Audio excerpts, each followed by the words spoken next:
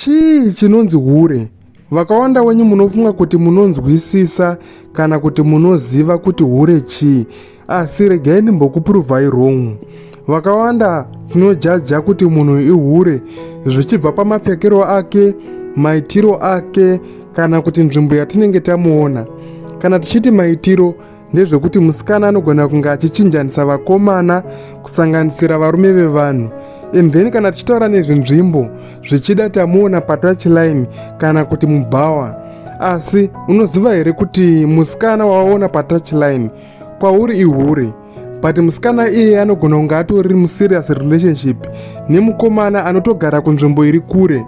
Kusaidhi remukomana iyeyeye anonge atori nemusikana wake, zvokuti ukamuudza kuti musikana wako ihure munotonetsana.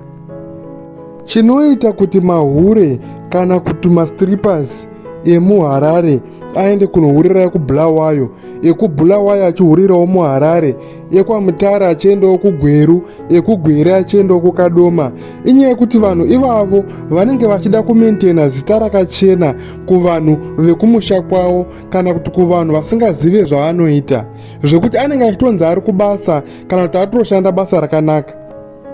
Asi iye achiita zvechipfambi, zvekuti kuhama dzake ukavaudza kuti mwana wenyu ihure havazvibvumi. Saka munhu iyeye anonge angori hure chete kuvanhu vakamuona achiita zvechihure, asi kuhama dzake kana kuti kuvanhu vanonamata naye anonge atori sista vekuchechi vatori bho. Izvi zvinoreva kuti iwewo unogona kupeta musikana wako waunenge uchitoti atori bho ndine munhu musvinu, zvichibva paunhu hwaakakuratidza nesaidhi raakakuratidza.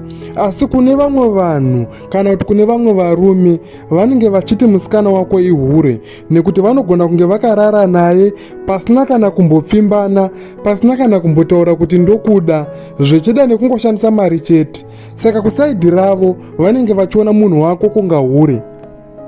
Izvi zvinoreva kuti unogona kuti munhu ihure asi risiri hure, and then unogona kuti munhu uyu harisi hure asi riri hure, zvichienderana nekuti wamuona panzvimbo ipi uye achiita zvipi.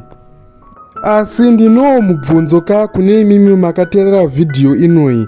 Hure ndiani kana kuti hure nderipi? Kumunhu ari kukecha kana kuti ari kuketywa? Kumunhu ari kubhadhara bonde kana kuti ari kubhadharwa? Pakati pavo vari 2 watinoti hure ndiani?